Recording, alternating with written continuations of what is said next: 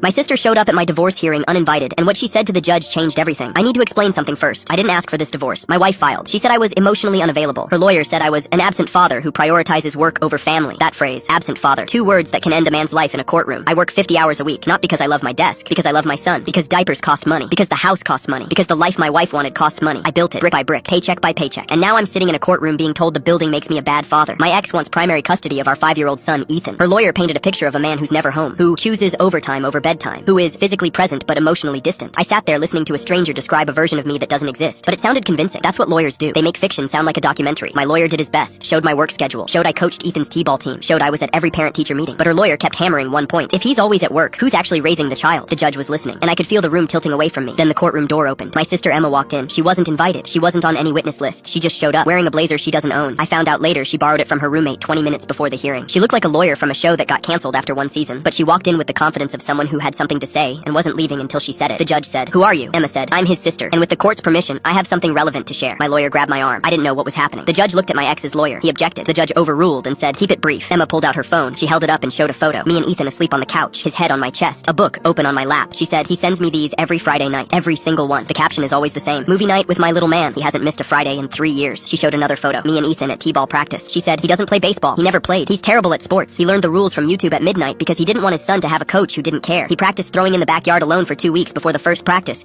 He threw the ball into the neighbor's yard 4 times. He is objectively bad at this, but he shows up every single Saturday." The courtroom was quiet. My ex's lawyer wasn't interrupting anymore. Emma showed text messages, me texting her at 6 a.m. Ethan said his first full sentence today, "I almost cried at breakfast." Me texting at 11 p.m. He wanted 4 books tonight. I was falling asleep by the 3rd, but he read the 4th one to me. He can't read yet. He just made up the story from the pictures. It was about a dragon who works at a grocery store. Best story I've ever heard. She read that one out loud. I heard someone in the courtroom laugh softly, then go quiet. Emma put her phone down and looked at the judge. His ex-wife's lawyer called him absent. I've watched a lot of people become parents. Some figure it out eventually. Some never do. My brother figured it out on day 1. Not because it was natural, because he decided. He decided his son would never wonder if his dad loved him. And that kid has never wondered. Not once. Not for a single second. She looked at my ex. Not with anger. With something worse. Pity. You can say he works too much. That might be true. But the man who works 50 hours and still reads 4 books at bedtime isn't absent. He's